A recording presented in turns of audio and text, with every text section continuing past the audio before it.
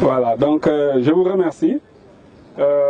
Les enseignements qu'on peut tirer donc de cette journée, c'est que d'abord c'est une journée qui vient à point.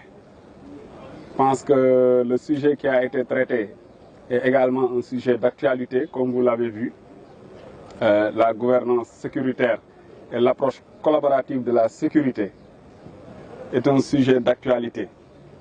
Donc c'est un sujet qui a permis à nos panélistes, mais également à tous nos intervenants, de faire un tour d'horizon, d'abord de nos relations avec la communauté, de ce que la communauté peut nous apporter dans le cadre de la gestion commune du renseignement, de l'approche que nous devons avoir envers la communauté, de notre responsabilité vis-à-vis de notre sécurité, mais également de la manière dont la police devrait véritablement collaborer avec sa communauté.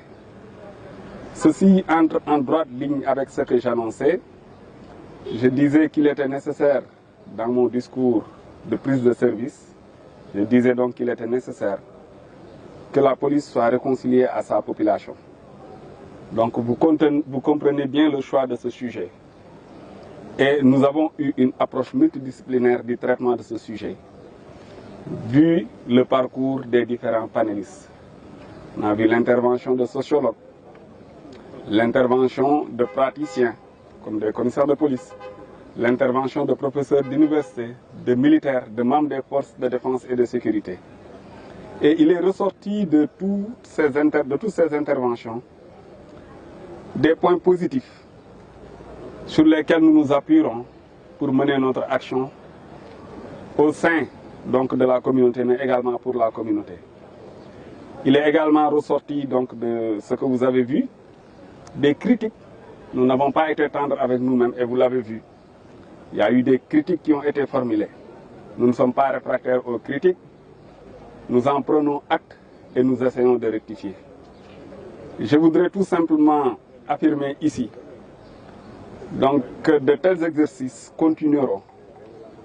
C'est des exercices scientifiques, académiques et opérationnels qui vont en tout cas continuer à nous guider dans notre action quotidienne, dans notre manière de faire la sécurité, dans l'offre de sécurité que nous allons donner aux populations, mais également dans la participation sécuritaire donc, de nos populations.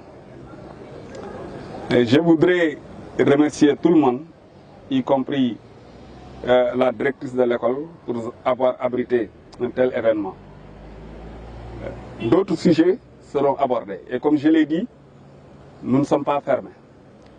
Vous verrez des intervenants qui viendront de divers secteurs, que ce soit de la société civile, des forces de défense et de sécurité, la police, la gendarmerie, la douane, les armées, tout le monde y sera.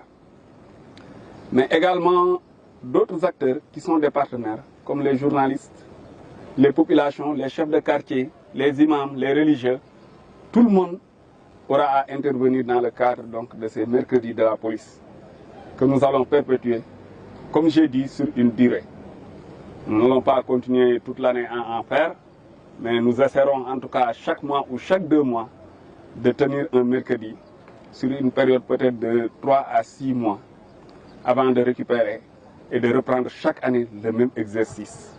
Ceci nous permettra de donner la parole aux gens pour qu'ils nous disent ce qu'ils pensent de nous, mais également de nous donner nous aussi la parole pour qu'on puisse s'exprimer, parce que ce n'est pas tout le temps que les forces de défense, les membres des forces de défense et de sécurité s'expriment. Parce que, comme vous le savez, nous sommes assujettis à une obligation de réserve, mais quand même sur le plan scientifique ou académique, donc nous avons la plénitude en tout cas de notre opinion, et ça va rester dans le cadre de l'opinion, mais ne va pas toucher quand même à notre obligation quand même de réserve. Donc, sachez que c'est un exercice que nous avons beaucoup en tout cas aimé aujourd'hui, et comme vous l'avez tous vu, qui a été d'une intensité particulière, d'une importance particulière, mais également, je pense, d'un intérêt aussi particulier. Véritablement, je remercie tout le monde pour la participation, en espérant vous, un jour en tout cas, voir mes amis journalistes sur la table des panélistes, pour discuter, pourquoi pas, des problèmes entre la police et les journalistes, des relations que nous devons avoir.